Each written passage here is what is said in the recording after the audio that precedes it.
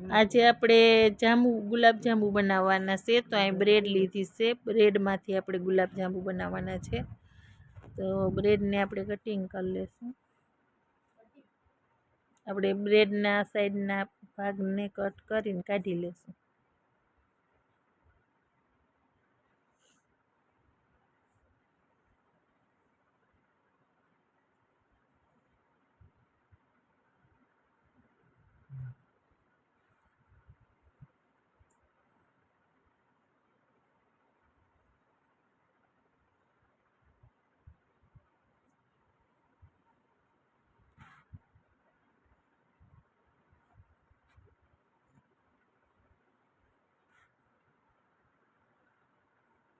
હવે આપણે બ્રેડને દૂધમાં પલાળી દઈશું.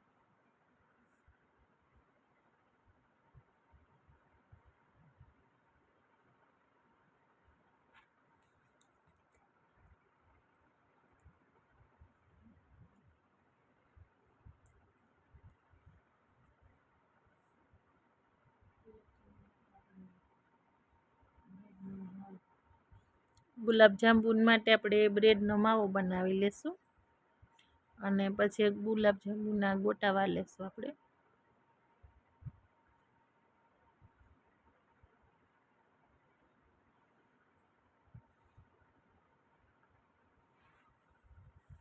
આપણે માવો બની ગયો છે. હવે આપણે ગોટી વાર લેશું ગુલાબજાંબુની.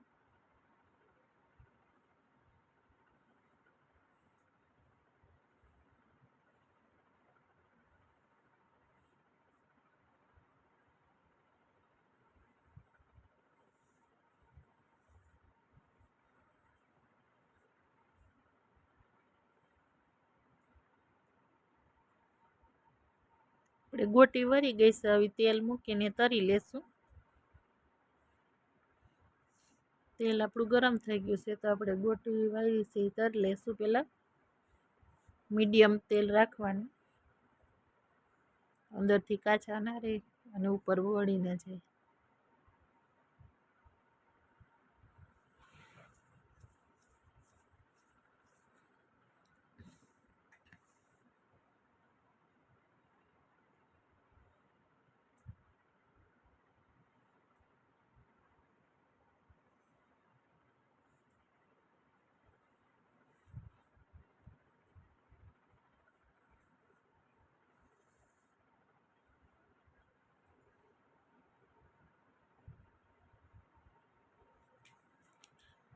આપણી ગોટી તરાઈ ગઈ છે. તો આપણે ગોટીને કાઢી લેશું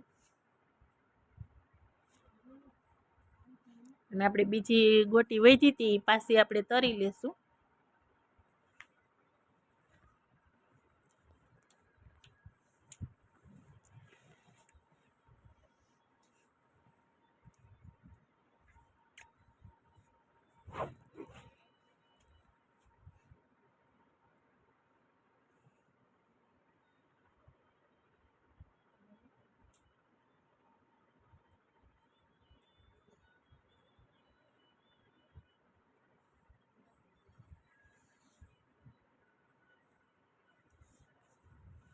આપણે હે ને બ્રાઉન કલરની થાય ને એવી ગોટીને તળવાની છે. હવે આપણે બધી ગોટી તરાઈ ગઈ છે. એક ડીશમાં કાઢી લીધી છે. હવે આપણે ચાળણી લેશું.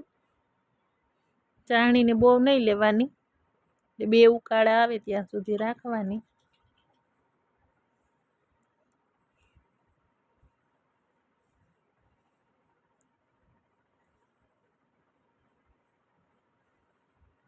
બરાબર મિક્સ કરી લઈશું ખાંડ ને પાણી, એટલે ખાંડ ઓગળી જાય.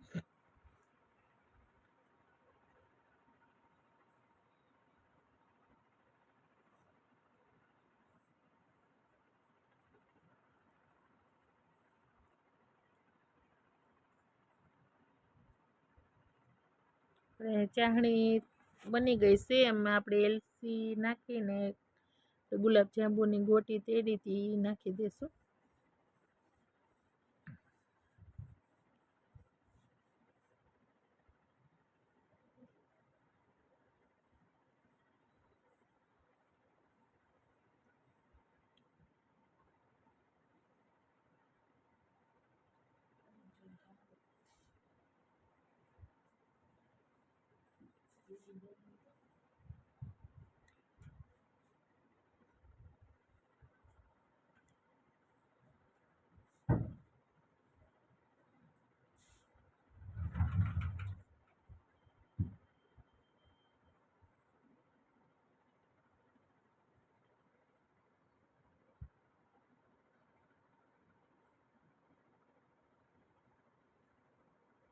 હવે આપણે ઢાંકીને ફ્રીજમાં રાખી દઈશું ઠંડા થવા.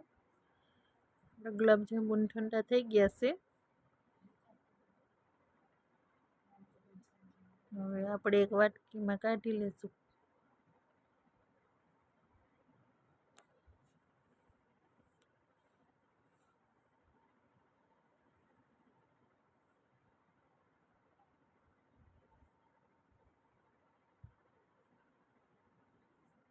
જામુન તૈયાર છે. કોઈને ખાવા હોય તો આવી જાઓ. અમારા વિડીયોને લાઈક કરજો, શેર કરજો અને સબસ્ક્રાઈબ